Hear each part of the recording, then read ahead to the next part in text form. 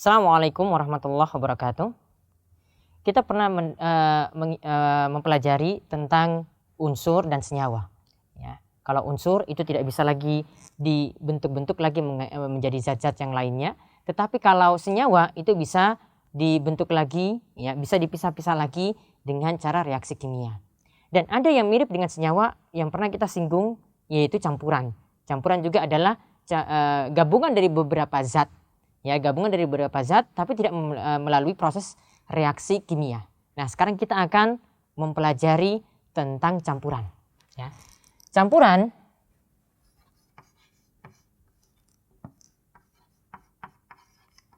nanti kita bagi menjadi dua. Ya, campuran akan kita bagi menjadi dua.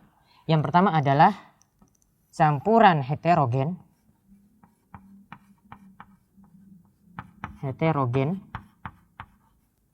Kemudian yang kedua adalah campuran homogen.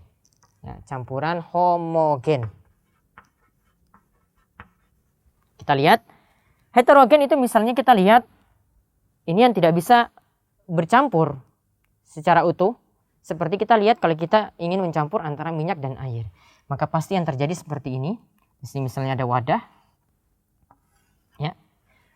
Air akan posisinya di bawah. Ya, minyak itu di atas.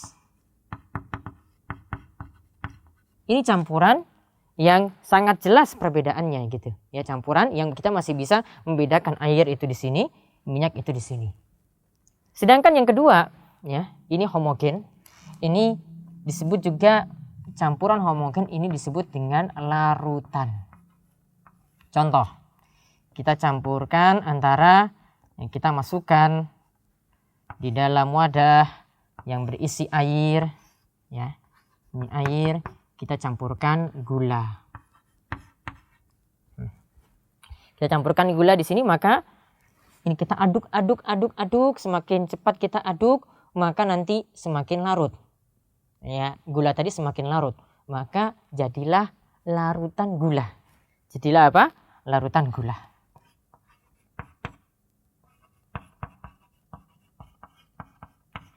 Nah, yang perlu kita kenal di sini, ya, perlu kita kenal dalam larutan itu ada dua komponen. Ya, dalam larutan itu ada dua komponen. Yang pertama yang disebut dengan zat terlarut.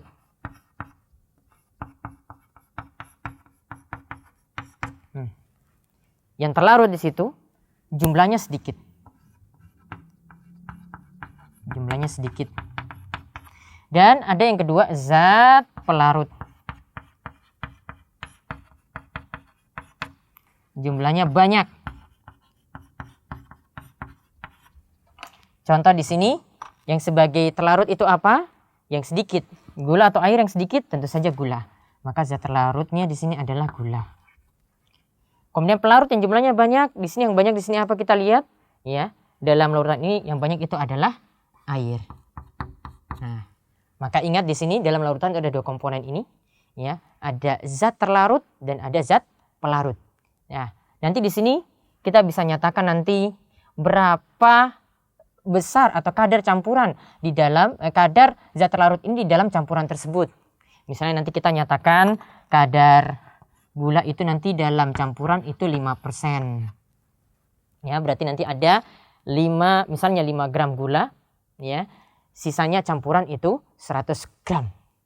Sisanya campuran 100 gram.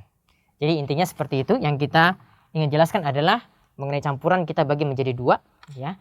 Ada campuran heterogen, ada campuran homogen yang disebut larutan. Ya, heterogen ini tidak bisa bercampur secara utuh. Kalau homogen ini bisa bercampur seperti kelihatan satu zat tapi padahal bisa dipisah. Ya, nanti di situ ada zat terlarut yang kita ingat istilah zat terlarut dan ada zat pelarut. Zat terlarut itu jumlahnya sedikit seperti gula di sini dan zat pelarut itu jumlahnya banyak. Zat pelarut ini yang biasa juga disebut dengan solvent, ya, pelarut yang jumlahnya lebih banyak. Jadi adik-adik perlu memahami hal ini, ya, mudah-mudahan nanti pada kesempatan yang lainnya kita akan membahas bagaimana kita menghitung kadar zat dalam campuran.